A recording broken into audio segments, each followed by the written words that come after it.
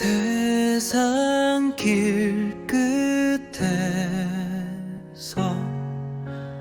다시 만난 평안,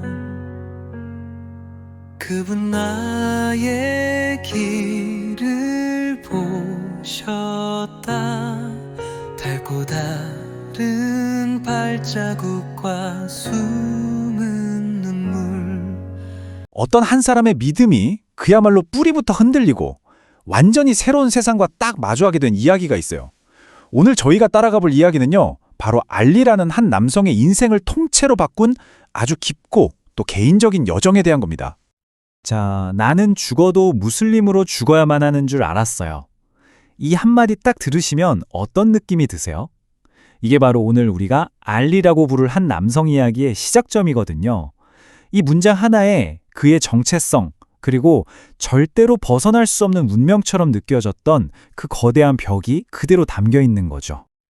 아니, 도대체 알리는 왜 이런 말을 했을까요? 그 답을 찾으려면요, 시간을 좀 거슬러 올라가서 그의 어린 시절을 들여다봐야 합니다. 그가 태어난 세상은요, 신앙이 선택이 아니었어요. 그저 의무로 가득 찬 세계, 바로 그런 곳이었습니다. 자, 알리의 어린 시절을 한번 머릿속에 그려보실까요? 매일 정해진 시간이 되면 메카를 향해서 기도를 하고요. 또 온 마을 사람들이 다 같이 한 달 동안 단식을 해요. 그리고 자기 죄를 씻기 위해서 어린 양을 희생하죠. 그러니까 이곳에서 신앙이라는 건 마음의 문제가 아니었던 거예요. 그냥 아무 의심 없이 따라야만 하는 삶의 규칙 그 자체였던 겁니다. 그런데 그가 대학에 가려고 난생 처음으로 대도시에 발을 들여모았을 때 그가 믿었던 그 견고했던 세계에 서서히 금이 가기 시작합니다. 그는 규칙 자체보다도 그 규칙을 자기들 멋대로 이용하는 사람들의 위선과 마주하게 된 거죠. 그의 기록을 보면요, 그렇게 경건하게 기도하던 학생들이 바로 돌아서서는 서로를 막 헐뜯고 심지어 주먹 다짐까지 하는 모습을 봤다고 해요. 이 앞과 뒤가 완전히 다른 모습이 그의 믿음 전체를 송두리째 흔들어버리는 아주 깊은 혼란을 가져온 겁니다. 그리고 결국 그는 정말 충격적인 결론에 이르게 됩니다. 알라는 존재하지 않는다고요. 근데 여기서 진짜 흥미로운 점이 뭔지 아세요? 그가 모든 믿음을 버렸는데도 불구하고 겉으로는 여전히 무슬림인 척 했다는 거예요. 마음속으로는 신을 믿지 않으면서 겉으로는 신자인 척하는 그런 이중적인 삶이 시작된 거죠. 자, 이렇게 모든 신앙에 등을 돌린 채 살아가던 알리. 그의 삶은 이대로 쭉 가는 듯 했어요. 하지만 바로 그때였습니다. 정말 예상치 못했던 한 사람과의 만남이 그의 굳게 닫혔던 마음에 아주 작은 파문을 일으키기 시작합니다. 기숙사에서 한 친구를 만나게 되는데요. 바로 기독교인인 제이였습니다. 알리는 속으로 딱 생각했죠. 아, 이 사람도 똑같겠지. 분명 어딘가 위선적인 구석이 있을 거야. 그런데 알리가 본 건요, 정말 놀라운 대조였어요. 다른 학생들한테서는 파벌 싸움이랑 위선만 보였는데 이 제이라는 친구한테서는 한결같은 친절한, 그리고 진심 어린 걱정, 이런 것들 뿐이었죠. 알리는 일부러 흠을 잡으려고 제이를 몰래 지켜보기까지 했는데 이상하게도 아무것도 찾을 수가 없었던 겁니다. 제이의 이런 꾸준한 친절함이 알리가 그동안 단단하게 쌓아 올렸던 냉소의 벽을 조금씩 허물기 시작한 거예요. 어쩌면 진짜 진실된 신앙이라는 게 존재할 수도 있는 거 아닐까 하는 생각이 마음속에서 싹트기 시작한 거죠. 결국 호기심 반, 또 미안한 마음 반, 이런 복잡한 마음으로 알리는 제이의 초대에 응해서 기독교 모임에 한번 가보기로 합니다.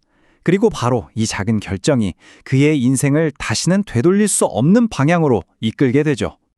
자, 그 모임에 발을 딱 들여놓는 순간 알리는 그야말로 거센 내면의 폭풍에 휩싸이게 됩니다. 그곳에서 그는요, 자기 자신의 정체성과 믿음에 대한 아주 근본적인 질문들과 정면으로 마주해야만 했습니다. 근데 그를 가장 놀라게 했던 건요, 바로 이거였어요. 우리 민족은 태어날 때부터 죽을 때까지 모두 무슬림이다 라고 믿어왔던 자기 세상이 완전히 무너져 내린 거죠. 아니, 자기랑 똑같은 사람들이 이슬람을 떠나서 기독교인이 되었다는 그 사실 자체가 그의 정체성을 그냥 뿌리채 흔들어버리는 엄청난 충격이었던 겁니다. 이 말이 그의 딜레마를 정말 정확하게 보여주는 대목이죠. 마음은 이미 떠났는데 무슬림이라는 그 정체성을 버린다는 건 그냥 가족과 사회 전체에 등을 돌리는 거나 마찬가지였거든요. 그 문화적인 압박감이라는 게 정말 상상을 초월했던 거죠. 그러다 결정적인 전환점이 찾아옵니다. 바로 제이가 건네준 작은 책자에 담긴 메시지를 읽었을 때였어요. 내용은 이랬습니다.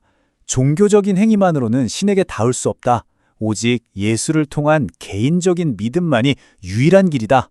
어찌 보면 단순한 이 메시지가 난생 처음으로 그의 마음에 아주 깊은 울림을 준 겁니다. 바로 그 순간 알리는 정말 압도적인 평화, 그리고 기쁨, 안도감을 느꼈다고 해요.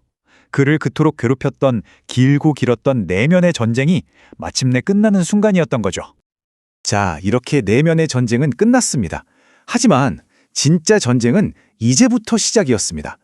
그의 새로운 믿음은 이제껏 겪어보지 못한 가장 큰 시험대에 오르게 되는데요. 그 무대는 바로 그의 가족 앞이었습니다. 고향으로 돌아간 알리는 가족들에게 담담하게 고백합니다. 이제 저는 기독교인입니다. 근데 가족들의 반응은요, 단순한 분노가 아니었어요. 그보다 훨씬 더 깊은 우리 가문이, 우리 공동체가 앞으로 어떻게 될 것인가에 대한 그런 두려움이었던 거죠. 그 고백 직후에 알리는 한 달 동안 사실상 집에 갇히게 됩니다. 일종의 가택연금이었죠. 가족들의 압박은 정말 거셌지만 그는 인내와 친절로 그 시간을 버텨냈습니다. 그런데 한 달 뒤에 정말 놀라운 일이 벌어져요. 아버지가 그의 여행을 허락한 겁니다. 그리고 3주 뒤 약속대로 집에 돌아온 알리의 믿음은 이전보다 훨씬 더 단단해져 있었습니다. 그렇게 가족들의 감시를 받으면서 힘든 시간을 보낼 때 알리를 굳게 붙잡아 준 게 바로 이 성경 구절이었다고 합니다. 친구 제이가 여행을 떠나기 전에 건네준 이 한마디가 앞으로 닥쳐올 그 모든 시련 속에서 그의 믿음을 굳건히 지켜줄 마치 닷과도 같은 역할을 해준 거죠. 알리의 이야기는 여기서 끝납니다. 그리고 이 이야기는 우리에게 이런 질문을 던지는 것 같아요. 도대체 무엇이 한 사람에게 자신의 모든 것을 잃을지도 모르는 그 길을 선택할 힘을 주는 걸까요? 그 답은 아마 우리 각자의 마음속에서 찾아야 할지도 모르겠습니다.